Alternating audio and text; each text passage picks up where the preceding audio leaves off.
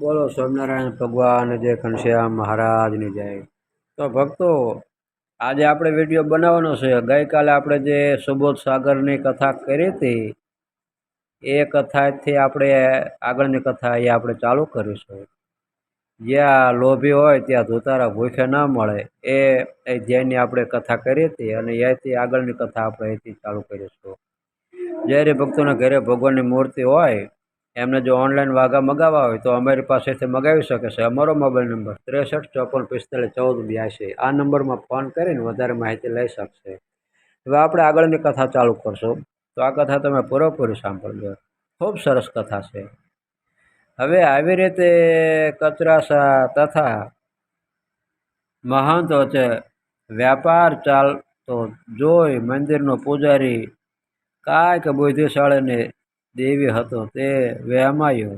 તેને આ કચરાસાની કરામત મહારાજને જાળમાં લીધા જેવી જણાઈ। તેથી તે બોલ્યો, આંખમાં કચરો નાખવા દે એવા નથી, પણ નાખે તેવા છે, માટે વિચારજો। કચરાસા કહે, પૂજારી કેમ કરકડાકિયા ના બોલે છે? મહંત કહે, બકવાદોને કોણ તેને ગણે છે? પૂજારી કહે, બાપજી સાચું કહું છું, ખોટું લગાડશો નહીં। કચરાસા કહે, પૂજારીજી વ્યાપારની રીત ન્યારી છે। અહીં દેવલા નવરાવવાના નથી। પૂજારી કહે, ના શેઠ ના, દેવલા નવરાવવાના નહીં, પણ ભોળા લોકોને ભરમાવી તેમના નખો જ વાળવાના છે। મહંત કહે, હું વ્યાપાર કરું છું, તેમાં તમને શું થાય છે? પૂજારીજી શેઠ કહે, ઝેરીલો અને ઈર્ષાળુ સ્વભાવ હોય તો તેનાથી દેખ્યું કેમ ખમાય? મહંત કહે, બળવા દો એમને, વ્યાપારની શું ગમ પડે? પૂજારી કહે, અમને ગમ પડતી નથી, પણ તમને ગમ પડે છે તો જાઓ ને એની વાસે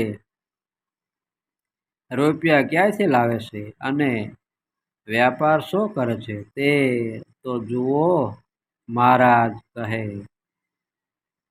પૂજારી તમે શાના રહી જોયા કરો, શું થાય છે તે તમારી કાંઈ બોલવાની જરૂર નથી। તમે તો દેવની ઘંટડી અને ઘડિયાળ બજાવ્યા કરો।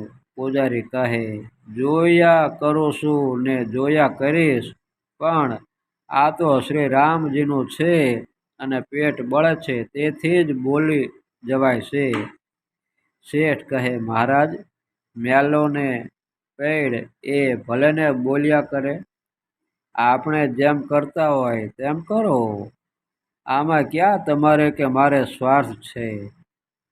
જે છે તે શ્રી ઠાકોરજીનું છે અને તેને અર્થે છે। જમનાદાસ કહે, શેઠ બરાબર, હવે શરત રાખજો, આ વખત તો 5000 રૂપિયા કાઢવા છે, પણ થોલ આવે ત્યારે તમે આગળથી ખબર દીજો। કચરાસા કહે, બાપજી મારો વિશ્વાસ રાખજો, આમાં મારે કાંઈ ખાવાનું નથી। આ વખતે તો શ્રી રામજીને દયા થાય તો સવૈયા નહીં પણ દોઢા કરી લાવશો। એમ કહીને ગયો અને 2-4 દિવસે દોડતો ખરે બપોરે આવ્યો। મહારાજ તો નિંદ્રા દેવીને ખોળે સુખાળા થયા હતા। મહારાજ જાગો, મહારાજ જાગો, લાવો રૂપિયા લાવો, આજે તો બરાબર તાલ આવ્યો છે। મહંતજીએ 2 બાકડા જાગી કોઠારમાંથી હજારની 5 થેલીઓ લાવી મૂકી। એટલે શેઠ કહે, બાપજી મારે રળી દેવું પણ મજૂરી કરવી એ મારું કામ નહીં. તો બે માણસ મોકલો. એટલે મહંતે બે માણસ મોકલ્યા. શેઠ થેલીઓ લઈ ગયા. રાતના 8 વાગ્યે ₹7,500ની થેલીઓ મજૂર પાસે ઉપડાવીને મહારાજ આગળ મૂકી દીધી. કૃપાનાથ, આ તો 1.5 થયા છે. આજ તો 1.5 થયા છે. મહારાજ તો ઊંચા થઈ કહે, શાબાશ શાબાશ કચરાસા, તમે સૌને કચરા પેટીમાંથી બહાર કાઢો તેવા છો. મેં તમારી બુદ્ધિ, વ્યાપારનું ડહાપણ અને તમારું શાણપણ જોઈ લીધું. અરે બાપજી, આ બધું તમારા આશીર્વાદનું છે. રામજી સૌનું સુધારે તો પોતાનું કેમ બગડવા દે? મેં તમને પ્રથમથી જ કહ્યું હતું કે વેપારમાં મારી નજર ચાલે તેટલી આખા ગામમાં કોઈની ચાલતી નથી. જોકે હમણાં અહીં વેપારમાં તાલ છે, પણ શું કરું? લાચાર કે મારે આવતીકાલે મણિનગર ગયા વગર છૂટકો નથી. ત્યાંથી 2 મહિને પાછા આવવાનું થશે. ત્યાં તો શ્રી રામજીના નહીં પણ જમના દાસ બંનેના મહારાજ ધનની લાલસાથી એકદમ બોલી ઉઠ્યા. અરે મારા સોનાના કચરા, હમણાં હજુ રહેવા દો. હવે આજ તમને સાચે સાચું પેટ ખોલીને કહું છું કે શ્રી રામના કોઠારમાં 20,000 છે. કચરાસા કહે, જુઓ બાપજી, સોનાના વસાવો 1,000ના 1,000 અને 5,000ના 1.5 થયા. જો રામજી ઠાકોર દયા કરે અને તમારો અંતરનો આશીર્વાદ થાય તો આ વખતે 20,000ના 40,000 સમજી લ્યો. પણ મહારાજ, આ છેલ્લો વેપાર છે. હવે આટલું કરીને આપણે બંધ રાખવું અને 2-4 માસ પછી ખરેખરો તાલ આવશે તો કરીશું. પૂજારી કહે, તમને તો તાલ લાગશે, પણ આ મહારાજને તો થોર લાગશે, તેનું કેમ? શેઠ, હવે ઘણી થઈ. આ તો દેવનું ધન છે હો. ધણીઓ પારો છે, તે પચાવવો કઠણ છે. આ તો સત્યાનાશ વાળી નાખશે. માટે વિચાર કરો અને આ મહારાજને ખોટે માર્ગે ભરમાવી મંદિરને શા માટે ભીખ માગતું કરો છો? મહારાજને ખોટું લાગે તો ભલે લાગે, પણ હું તો જે દેખું છું તે કહું છું. બાપજી, ગુરુ મહારાજ, આ એકલો વાણિયો નથી, આ કાણિયો અને પગે લંગડો પણ છે. માટે બહુ સહવાસ રહેવા દો. વળી 3 જન કા સંગ નહીં કરના.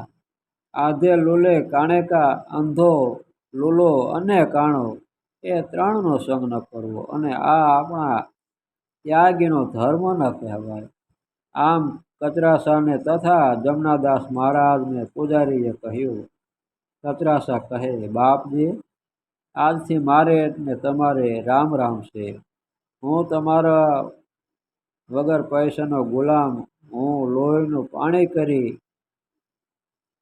હાશ કરી બેસું નહીં. પેટ ભરી પાણી પીવું નહીં.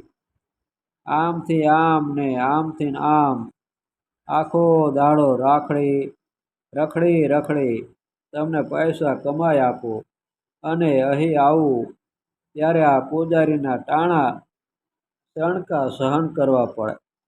માટે હવેથી મારે ને તમારે રામ રામ છે. હું આવવાનો નથી. જમનાદાસ કહે, અરર, આમ થાય? બિચારા પૂજારી ઉપર શા માટે માઠું લગાડો છો? એ તો મંદિરનો નોકર કહેવાય અને હું તો મંદિરનો માલિક મહંત છું. મારે ને તમારે સમજવાનું છે. કચરાસા કહે, બધું ખરું બાપજી, પણ હવે મારો જીવ ખોટો થઈ ગયો છે, માટે હું આવું છું તેમ આવીશ, પણ તમારા વ્યાપારમાં નહીં પડું.